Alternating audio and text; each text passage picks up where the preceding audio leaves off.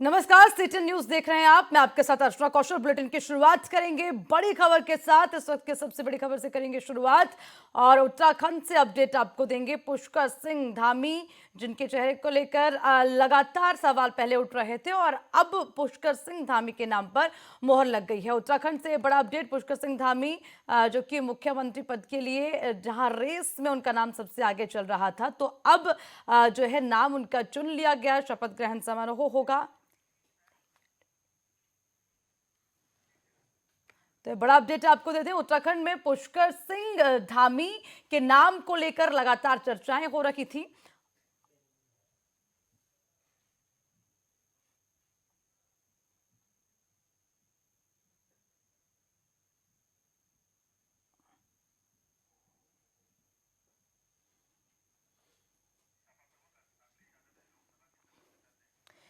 तो इसी बीच ये बड़ी खबर आपको बता दें, लोकसभा की सदस्यता से अखिलेश यादव ने दिया इस्तीफा। उत्तर प्रदेश से बड़ी खबर मिल रही है, सबसे बड़ा अपडेट। हालांकि इसी को लेकर अब लगातार सवाल भी उठ रहे हैं। तो इस बीच ये बड़ी जानकारी, लोकसभा से समाजवादी पार्टी प्रमुख अखिलेश यादव ने इस्तीफा दे दिया। करहल से विधायक बने रहेंगे अखिलेश यादव, लेकिन लोकसभा की सदस्यता से इस्तीफा दे चुके हैं। देखिए, आजम खान ने भी लोकसभा की से इस्तीफा दे दिया है। ये बड़ा अपडेट। सदन में विपक्ष की मजबूत भूमिका निभाएंगे अखिलेश यादव, ये बड़ा अपडेट। और उत्तर प्रदेश से सबसे बड़ी जानकारी, यूपी की सियासत से जुड़ा सबसे बड़ा अपडेट, लोकसभा से सपा प्रमुख अखिलेश यादव का इस्तीफा। हालांकि अपने आप में बहुत बड़ी जानकारी है, बहुत बड़ी खबर है कि आखिर जहां से करहल से विधायक बने, जीत मिली, उसके बाद लोकसभा की सदस्यता से इस्तीफा दे देना, और आजम खान ने भी इस्तीफा दे दिया है। तो ये बड़ा अपडेट उत्तर प्रदेश से, ये सबसे बड़ी जानकारी, यूपी की सियासत से जुड़ी सबसे बड़ी खबर आपको बता रहे हैं। सपा प्रमुख अखिलेश यादव ने लोकसभा की सदस्यता से दिया इस्तीफा। और उसी के साथ एक और जानकारी, आजम खान ने भी लोकसभा की सदस्यता से इस्तीफा दे दिया है। विधायक बने रहेंगे लेकिन लोकसभा से इस्तीफा दे दिया। तो ये इस वक्त का सबसे बड़ा अपडेट, उत्तर प्रदेश की सियासत से जुड़ी सबसे बड़ी जानकारी सीटीएन न्यूज पर आपको दिखा रहे हैं। लोकसभा से सपा प्रमुख अखिलेश यादव इस्तीफा दे चुके हैं। करहल से विधायक बने रहेंगे अखिलेश यादव, यानी कि विधानसभा में बने रहेंगे लेकिन लोकसभा से इस्तीफा दे चुके हैं। आजम खान ने भी दिया इस्तीफा।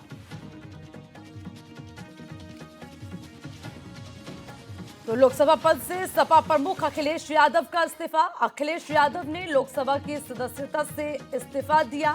देखिए, आपको बता दें, अब करहल से विधायक चुने गए हैं अखिलेश यादव और जीत हासिल होने के बावजूद हालांकि विधानसभा में बने रहेंगे लेकिन लोकसभा की सदस्यता से इस्तीफा दे चुके हैं। तो ये वाकई में अपने आप में बहुत बड़ी खबर है और अब इसको लेकर तरह तरह के सवाल जहन में जरूर उठेंगे कि क्या ये पहले से ही स्ट्रेटेजी तय थी या फिर जो चुनाव के नतीजे रहे उसके बाद ये परिवर्तन की जो है इस इस्तीफे को देने की सोच मन में आई। इस तरह के कई सवाल, और क्या आपसी विचार विमर्श मंथन के बाद, बड़ी सूझबूझ के बाद ये फैसला लिया गया।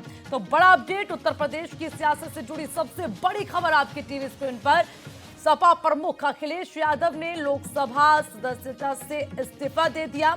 हालांकि विधानसभा में बने रहेंगे।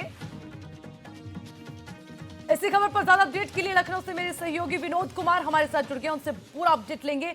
विनोद, उत्तर प्रदेश की सियासत से जुड़ी सबसे बड़ी खबर, सपा प्रमुख अखिलेश यादव का लोकसभा से इस्तीफा, जरा बताएं क्या कुछ अपडेट है और क्या इसके पीछे की आखिर सच्चाई? जी बिल्कुल, देखिए ये रणनीति का एक हिस्सा है समाजवादी पार्टी का कि देखिए विधानसभा चुनाव में वो किस तरीके दमदारी से अब दिखाए, अपनी जोर दिखाए और 125 सीटें लाए। अब ये कयास लगाए जा रहे थे कि लोकसभा की जो सीट है जहां पर आजमगढ़ से लोकसभा सांसद हैं ये अखिलेश यादव, वही दूसरी तरफ आजम खान रामपुर से थे। तो इन दोनों लोगों ने विधानसभा का चुनाव लड़ा। रामपुर सदर सीट से आजम खान थे तो दूसरी तरफ करहल से, जो कि परंपरागत वो जो सीट है वो अखिलेश यादव की, वो अखिलेश यादव मैदान में उतरे। दोनों सीटों पे उन्होंने विजय दर्ज की। कयास की दोनों सीटों को छोड़ देंगे और लोकसभा में ये कंटिन्यू रहेंगे, क्योंकि लोकसभा में इनकी जो संख्या है समाजवादी पार्टी की वो बेहद कम है। तो ऐसे में ये निर्णय लिया जा सकता है, लेकिन जो इन्होंने डिसीजन लिया है वो चौंकाने वाला है कि ये विधानसभा के जो प्रत्याशी बने थे उससे जीत दर्ज के थे और उन सीटों पे विधायक बने रहेंगे और लोकसभा से इस्तीफा देंगे। तो कहीं ना कहीं ये बड़ा रणनीति का हिस्सा हो सकता है समाजवादी पार्टी का। जी बिल्कुल विनोद, क्या माने कि जो चुनाव के अभी परिणाम रखे हैं उसके बाद ये डिसीजन लिया गया या पहले से ही इस तरह की स्ट्रेटेजी चल रही थी, और क्या माने इसके पीछे की वजह क्या भी हो सकती है? जी देखिए, अगर हम बात करें डिसीजन की तो अखिलेश यादव और समाजवादी पार्टी ने ये डिसीजन लिया है कि जिस तरीके से उनको 2022 में जो परफॉर्मेंस हुई है, जो जिससे बढ़त उनकी सीटों में हुई है, 45 सीट 2017 में थी, अब 125 सीट पहुंची है। तो ऐसे में कहीं न कहीं जो रणनीति तैयार कर रहे होंगे अखिलेश यादव कि देखिए, जहां की जनता ने उनको सराहा है, उनको एक कहीं टक्कर की लड़ाई थी भारतीय जनता पार्टी के बीच में और समाजवादी पार्टी के बीच में। ऐसे में उन्होंने एक बड़ी वोट बैंक से जीत दर्ज की है इन दोनों सीटों पे, अखिलेश यादव और आजम खान। आजम खान के लिए तो बड़ी चुनौती थी क्योंकि वो जेल में थे और ऐसे में समाजवादी पार्टी की तरफ से वो प्रत्याशी थे। और देखिए, जहां जहां पर अखिलेश यादव ने रैली की और जिस तरीके से माहौल बना था, ऐसे में यही लग रहा था कि अखिलेश यादव एक बढ़त दर्ज करेंगे। लेकिन जो नतीजे आए फिलहाल बढ़त तो थे, लेकिन वो तरीके से सरकार बनाने के लायक तो नहीं हो पाए। लेकिन अब देखिए, अब ये चुनौती थी कि अखिलेश यादव के सामने कि कैसे इन सब चीजों को डिसीजन लें। तो अब आजम खान के डिसीजन का सामने आया कि रामपुर जब वो सदर विधानसभा से वो प्रत्याशी चुने गए थे, विजय दर्ज की थी, और इसके बाद अब वो कंटिन्यू रहेंगे लोकसभा पे या फिर वो विधानसभा के सीट पर ही काबिज होंगे। तो ऐसे में बड़ा डिसीजन माना जा रहा है ये कि देखिए, वजह यही थी कि कल अखिलेश यादव आजमगढ़ गए थे, जहां से वो सांसद हैं, वहां ऊपर गए थे। एक बैठक, जो बड़े नेता है वहां के आजमगढ़ के, उनके साथ में बैठक किया। इसके बाद पूरी रणनीति बनाया। इसके बाद कार्यालय में भी इस बात को लेकर बैठक किया था कि भाई वो जिस सीट से विजय दर्ज किया है 2022 में करहल विधानसभा से, जो कि अखिलेश यादव की पैतृक मानी जाती, वहां से समाजवादी पार्टी की शुरुआत हुई थी। तो ऐसे में उस सीट को छोड़ना सही होगा कि गलत होगा, ये सब पूरे बैठकों का दौर जारी था। इन सब पूरे मंत्रणा हुई है, पूरा डिसीजन लिया गया। इसके बाद अखिलेश यादव ने यह डिसीजन लिया है कि वो विधानसभा सीट को नहीं छोड़ेंगे, लोकसभा सीट को छोड़ेंगे। देखिए, एक तरफ, दूसरी तरफ ये भी सवाल था कि लोकसभा में इनकी संख्या समाजवादी पार्टी की कम है, तो ऐसे में कैसे वहां पर अपनी आवाज को उठाया जाएगा। तो तमाम ऐसे कई चैलेंजेस थे अखिलेश यादव के सामने। लेकिन जो ये डिसीजन लिया, ये पीछे अगर हम जाएं 2017 की बात करें, उससे पहले भी चुनाव जब उत्तर प्रदेश में होते रहे तो यही इतिहास रहा। चाहे 2017 में भी हार मिली, लेकिन सदस्यता बरकरार रही। जब मायावती ने चुनाव लड़ा तो सदस्यता बरकरार रही। मुलायम सिंह यादव जब रहे तो कहीं ना कहीं इस बार जो ये फैसला लिया गया उसके बिल्कुल विपरीत है। तो क्या माना जाए इसके पीछे? हालांकि आपने कह दिया कि ठीक है, ये पहले से स्ट्रेटेजी हो सकती है, लेकिन उल्टी उल्टी खबरें ये भी आ रही कि मुलायम सिंह यादव के कहने पर यह फैसला लिया गया है। क्या इसको लेकर कोई सच्चाई? देखिए, बिल्कुल बता रहे हैं आपको कि ये पूरा रणनीति का एक हिस्सा है। जब अखिलेश यादव इस पूरे मामले को लेकर कहीं न कहीं मंत्रणा कर रहे थे, बैठक कर रहे थे, कि लोगों से पूछ रहे थे जो उनके साथ में रहते हैं, जैसे मुलायम सिंह यादव जो समाजवादी पार्टी के संरक्षक हैं, उनके कहने पर कहीं न कहीं ये पूरा डिसीजन लिया गया है। देखिए, उनसे इस पूरे मामले में विचार विमर्श किया गया है। अखिलेश यादव, शिवपाल यादव, आजम खान, ऐसे कई बड़े दिग्गज नेता हैं जिनके साथ में बैठक हुई। इसके बाद ये डिसीजन लिया गया। ये रणनीति का हिस्सा है। सामने एक सवाल यह है कि सामने जो है चुनाव, वो लोकसभा का चुनाव है 2024 में। तैयारियां शुरू कर दी है भारतीय जनता पार्टी ने और तमाम दलों ने, समाजवादी पार्टी ने भी शुरू कर दिया है। तो ऐसे में अगर ये डिसीजन कितना कारगर साबित होगा ये तो वक्त बताएगा। लेकिन अखिलेश यादव ने जहां आजमगढ़ से अपने लोकसभा सीट को टक्कर दी थी भारतीय जनता पार्टी की, जो भारतीय जनता पार्टी की लहर थी, ऐसे में उन्होंने आजमगढ़ से विजय दर्ज की थी। लेकिन अगर वो सीट छोड़ने की बात है तो कहीं कहीं इस पूरे मामले को लेकर विनोद, इस बीच एक सवाल ये भी है अब कि अब इस्तीफा तो दे दिया, लेकिन आने वाले समय में क्या सदन में नेता प्रतिपक्ष की भूमिका निभाएंगे अखिलेश यादव? देखिए, इस पूरे मामले को लेकर कहीं न कहीं समाजवादी पार्टी में जो है बैठक हो रही है और इस पूरे पर चर्चा की जा रही है, इस पूरे पर निष्कर्ष आना बाकी है। देखिए बीच में सवाल ये भी आया था, एक खबर ये भी आई थी कि नेता प्रतिपक्ष को लेकर के डिसीजन लिया जा रहा है। नेता प्रतिपक्ष राम गोविंद चौधरी थे, जो इस बार के चुनाव में वो हार गए हैं, तो ऐसे में उनको नेता प्रतिपक्ष नहीं बनाया जा सकता। लेकिन शिवपाल यादव का नाम आ रहा था कि शिवपाल यादव को नेता प्रतिपक्ष बनाया जा सकता है, लेकिन अभी इस पर डिसीजन समाजवादी पार्टी ने लिया नहीं है, नहीं अखिलेश यादव ने इस पे कुछ बोला है। अब देखने वाली बात होगी कि नेता प्रतिपक्ष किसको बनाया जाता है।